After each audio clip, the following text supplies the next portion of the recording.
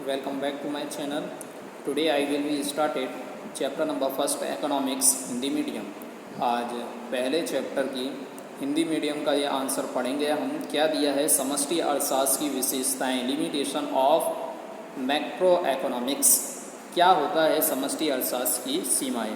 तो ये आपके 5 मार्क्स का क्वेश्चन आता है। कितने मार्क्स का? 5 मार्क्स का, जिसमें आपसे ये पूछा जाएगा लिमिटेशन ऑफ मैक्रो इकोनॉमिक्स, या इसकी जो सीमाएं की जगह क्वेश्चन आ सकता है इसकी कमियां बताइए, ये क्वेश्चन आ सकता है। कमियां की जगह ये आ सकता है कि इसमें जो हानियां हैं वो बताइए, हानि से क्वेश्चन आ सकता है ना। और इसी की जगह ये भी आ सकता है कि इसके दोष बताइए, है ना। दोष के बारे में भी पूछा जा सकता है, या अपवाद के बारे में भी पूछा जा सकता है। तो क्वेश्चन इन नामों से, अलग अलग नामों से पूछे जाएंगे। तो आपको आंसर केवल यही लिखना है, चाहे अपवाद पूछ लें, चाहे कमियां पूछ लें, या उससे होने वाली हानि पूछ लें, या उसके दोष पूछ लें, चाहे सीमाएं, सभी का आंसर आपको यही वाला लिख कर आना है। आंसर चेंज नहीं होगा, बट क्वेश्चन अलग अलग करके या घुमा के पूछा जाता है। तो हम ये देख रहे थे यहाँ पे कि इसकी सीमाएं क्या क्या हैं। तो पहला पॉइंट हम लिखेंगे, व्यक्तिगत इकाइयों के योग के आधार पर समष्टि अर्थशास्त्र के लिए निष्कर्ष निकालने में खतरा। तो काफ़ी बड़ा पॉइंट है, और इसको हम क्या कर सकते हैं, इन शॉर्ट लिख सकते हैं। तो मैं एक बहुत छोटा पॉइंट आपको बताऊँ इसके लिए, कि छोटे छोटे चरों का अध्ययन में सहायक नहीं। तो ये क्या हो जाएगा, एक छोटा पॉइंट भी हो जाएगा, और ये आपके लिए याद करने में भी सरल होगा। तो हम क्या लिख सकते हैं, केवल बड़े बड़े, ऐसा लिख लो, केवल, है ना, केवल बड़े बड़े चरों का अध्ययन। क्या आएगा, केवल बड़े बड़े चरों का अध्ययन।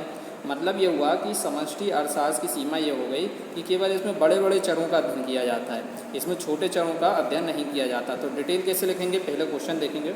समष्टि अर्थशास्त्र की सीमा है कि केवल इसमें बड़े बड़े चरों या बड़ी बड़ी इकाइयों, है ना, बड़े बड़े चरों ऑब्लिक लगा के बड़ी बड़ी इकाइयों, है ना, का अध्ययन किया जाता है। इसमें छोटे छोटे चरों या छोटी छोटी इकाइयों का अध्ययन करना संभव नहीं है। इस तरीके से क्या हो जाएगी, ये पूरी डिटेल हो जाएगी और सरल हो जाएगा। तो चाहिए तो इसका स्क्रीनशॉट ले लें, ये पहला पॉइंट है। अब मैं दूसरा पॉइंट आपको बनवाने वाला हूँ। तो दूसरा पॉइंट आपको ये लिखना है, केवल, है ना, केवल शब्द जोड़ देंगे। केवल शब्द क्या बता रहा है, इसकी सीमाओं को बता रहा है। केवल शब्द क्या बता रहा है, इसकी सीमाओं को बता रहा है। तो केवल सामूहिक, सामूहिक, यहाँ पे छोटी सी जगह है, सामूहिक समस्या, है ना। समस्या क्या होती है, प्रॉब्लम्स, समस्या का अध्ययन, है ना। इसको चाहे तो स्क्रीनशॉट ले सकते हैं। मैं थोड़ा शॉर्ट में लिख रहा हूँ, आप मेरे आवाज़ को सुनकर कॉपी में लिख सकते हैं। केवल सामूहिक समस्या का अध्ययन, ये क्या हो जाएगी, इसकी सीमा हो जाएगी। अब इसकी डिटेल लिखना बहुत आसान है। पहले अपन क्वेश्चन देखेंगे। क्वेश्चन में पूछा है समष्टि अर्थशास्त्र की सीमाएं क्या है। तो समष्टि अर्थशास्त्र की सीमा ये होती है, सीमा है कि केवल इसमें सामूहिक समस्याओं का अध्ययन किया जाता है। तो ये इसकी क्या हो गई, सीमा हो गई कि इसमें केवल सामूहिक समस्याओं का अध्ययन किया जाता है, व्यक्तिगत समस्याओं का अध्ययन इसमें करना संभव नहीं।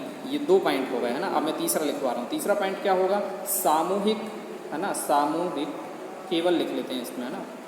चौथा पॉइंट जो है इसमें लिखना है केवल। क्या लिखेंगे, केवल। केवल शब्द ये बता रहा है कि इसकी कमी है, सीमा है ना। तो केवल सामूहिक, वही वाले से रिलेटेड है, सामूहिक समस्या का समाधान, का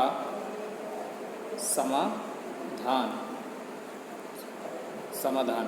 तो इसमें ये पता चला हमें कि केवल इसमें सामूहिक जो समस्याएं हैं उन्हीं का समाधान किया जाता है। इसमें जो व्यक्तिगत समस्या है उनका समाधान करना संभव नहीं है। तो ये क्या हो गई, ये इसकी सीमा हो गई। ये इसकी क्या हो गई, कमी हो गई कि भैया इसमें तो केवल सामूहिक को देखा जाता है। कोई यदि व्यक्ति है तो उसके बारे में तो देखा ही नहीं जाता। जैसे आप एक व्यक्ति हैं, है ना, तो आपके बारे में कोई समस्या का समाधान नहीं देगा, तो ये तो बुरी बात है। केवल सामूहिक को देख रहे हैं और व्यक्ति को नहीं देख रहे हैं। तो ये चौथा पॉइंट आपका, तीसरा पॉइंट आपका हो जाएगा।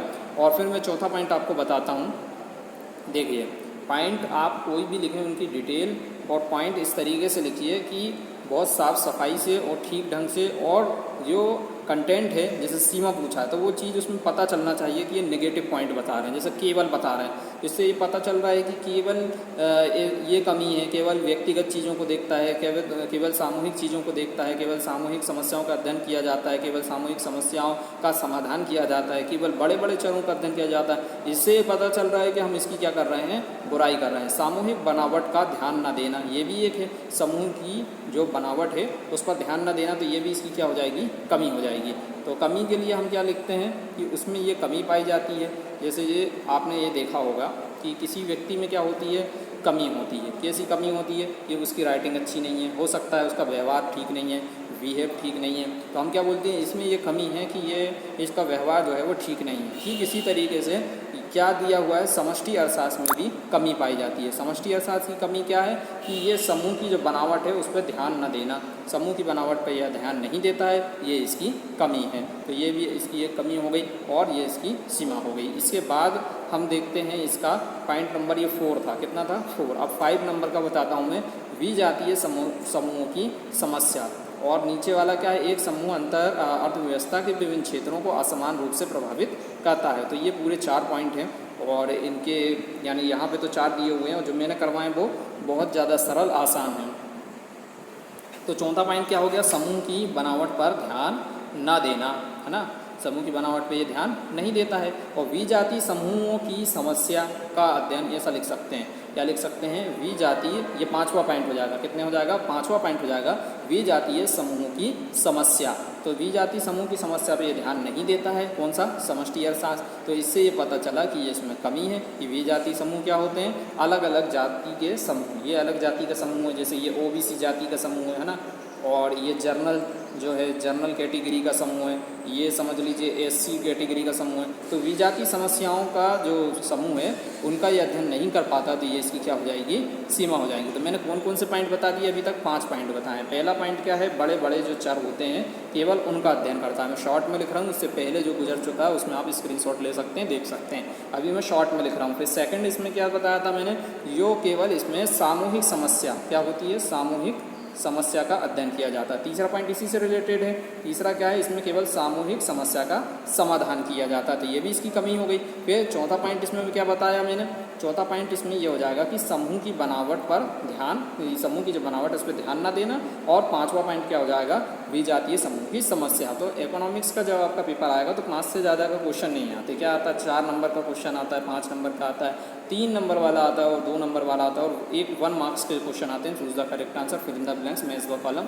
ये सारे आपको देखने को मिलेंगे 1 मार्क्स में। तो 5 से ज़्यादा नहीं आता तो अपन को 5 पॉइंट लिखना। इसमें कितने वर्ड होना चाहिए, कम से कम 200 वर्ड्स होना चाहिए, यानी 200 शब्द होना चाहिए। तो एक पॉइंट मैं आपको बताता हूँ, जैसे कि एक पॉइंट आपने लिखा है ना, और उसकी क्या लिख दी डिटेल, तो कम से कम कितनी लाइन की होना चाहिए, 4 लाइन की तो कम से कम होना चाहिए। अब 4 लाइन की एक है, और पॉइंट कितने लिखे, 5, तो कितने हो गई पूरी लाइन, 4 लाइन में, एक लाइन में 10 शब्द होते हैं, कितने होते हैं, 10, तो 4 लाइन में कितने हो गए, 40। अब 40 का 5 से अपन ने मल्टीप्लाई किया तो कितना आ गया, 200। तो यदि हम एक पॉइंट को 4-4 लाइन लिखते हैं, क्योंकि एक लाइन में कितने शब्द होते हैं, 10 होते हैं, तो 4 लाइन में कितने हो गए, 40 हो गए। अब 4 पंजे होता है 20, और ये शून्य का शून्य, तो इस तरीके से कितने आ गए, 200 शब्द। तो 200 शब्द यदि आप लिखते हैं तो आपको कितने मार्क्स मिलेंगे, 5 में से 5 मार्क्स मिल जाएंगे। तो आई होप कि आपको वीडियो पसंद आई होगी। ज़्यादा से ज़्यादा इसको शेयर करें, लाइक करें और चैनल को सब्सक्राइब करना ना भूलें। फिर नेक्स्ट वीडियो अगले टॉपिक में लाऊंगा, वो उसके लिए आप इंतज़ार कर सकते हैं। मैं बताता हूँ कौन से टॉपिक पे लाऊंगा। नेक्स्ट वीडियो आपकी रहेगी समष्टि और व्यष्टि अर्थशास्त्र में अंतर, जो काफ़ी अच्छे तरीके से समझाया जाएगा। तो चैनल पे बने रहिए और नोटिफिकेशन इसका आएगा, ठीक है।